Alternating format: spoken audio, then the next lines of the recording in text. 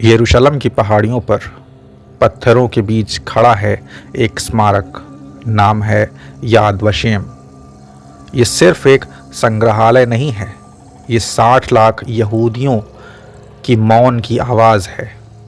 और हाल ही में भारत के प्रधानमंत्री श्री नरेंद्र मोदी भी इन दीवारों के बीच पहुँचे। मोदी जी ने याद वशेम में हॉल ऑफ रिमेम्बरेंस में पुष्पांजलि अर्पित की।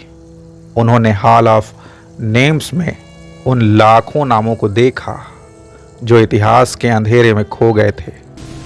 ये सिर्फ एक कूटनीतिक दौरा नहीं था, यह इतिहास के घाव को स्वीकार करने का क्षण था। 1930 के दशक में एक सभ्य, शिक्षित और आधुनिक देश जर्मनी धीरे धीरे नफरत के कानून में बदलने लगा और दुनिया ने देखा कैसे विचारधारा नरसंहार में बदल सकती है। ये कहानी अचानक शुरू नहीं हुई। यूरोप में सदियों से यहूदियों के खिलाफ धार्मिक और सामाजिक पूर्वाग्रह मौजूद थे। उन्हें अलग बस्तियों में रखा गया, व्यवसायों में सीमित किया गया और अक्सर बलि का बकरा भी बनाया गया। लेकिन 20वीं सदी में ये नफरत वैज्ञानिक नस्लवाद के रूप में पेश की गई। 30 जनवरी 1933 एडोल्फ हिटलर जर्मनी का चांसलर बना। नाजी पार्टी का एजेंडा साफ था, आर्य नस्ल की श्रेष्ठता। धीरे धीरे यहूदियों को सरकारी नौकरियों से निकाला गया, दुकानों का बहिष्कार किया गया, नागरिक अधिकार छीन लिए गए। 1935 में न्यूरेम्बर्ग कानून लागू हुआ, जब यहूदी जर्मन नागरिक नहीं रहे। यहूदी और गैर यहूदी विवाह अवैध घोषित हो गए। नफरत अब कानून बन चुकी थी। 9 से 10 नवंबर 1938 सैकड़ों सिनेगॉग्स बंद कर दिए गए, हजारों दुकानों को तोड़ दिया गया, 30,000 यहूदियों को गिरफ्तार कर लिया गया। इसे कहा गया टूटी हुई कांच की रात। ये संकेत था, हिंसा अब खुली थी। 1939 जर्मनी ने पोलैंड पर हमला कर दिया। यहीं से संगठित अलगाव शुरू हुआ।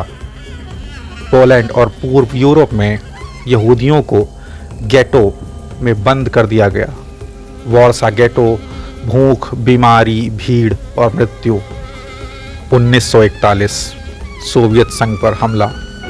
नाजी विशेष दस्ते गांव-गांव जाकर सामूहिक गोलीबारी करते थे। लाखों लोग खाइयों के किनारे मार दिए गए। ये था हॉलोकॉस्ट बाय बुलेट्स। 1942 वेनिसी कॉन्फ्रेंस। निर्णय लिया गया यहूदियों का संपूर्ण उन्मूलन। अब हत्या औद्योगिक पैमाने पर होने लगी। एशविट्स, ट्रेबलिंका, सोबिबोर, बेल्जैक ट्रेनें भर भर कर लोगों को लाती। पहुंचते ही चयन, अधिकांश सीधे गैस चैम्बर में भेज दिए जाते। बच्चे, महिलाएं, बुजुर्ग शवदाह गृह दिन रात जलते रहते। एना फ्रैंक की कहानी छिपकर जीना, डर, उम्मीद और अंततः गिरफ्तारी, उसकी कहानी लाखों की आवाज बन गई थी। सोवियत सेना ने एशविट्स को मुक्त कर लिया था। दुनिया ने पहली बार ढेरों शव, कंकाल जैसे जीवित लोग देखे। कैमरे में इतिहास दर्ज किया गया। युद्ध के बाद नाजी नेताओं पर मुकदमा चला। मानवता के विरुद्ध अपराध शब्द पहली बार कानून बना। आंकड़े थे, लगभग 6 मिलियन यहूदी मारे गए। द्वितीय विश्व युद्ध 1939 से 45 में ब्रिटिश भारतीय सेना के लाखों सैनिक यूरोप और मध्य पूर्व में लड़े थे। भारत में यहूदियों को कभी उत्पीड़न का सामना नहीं करना पड़ा।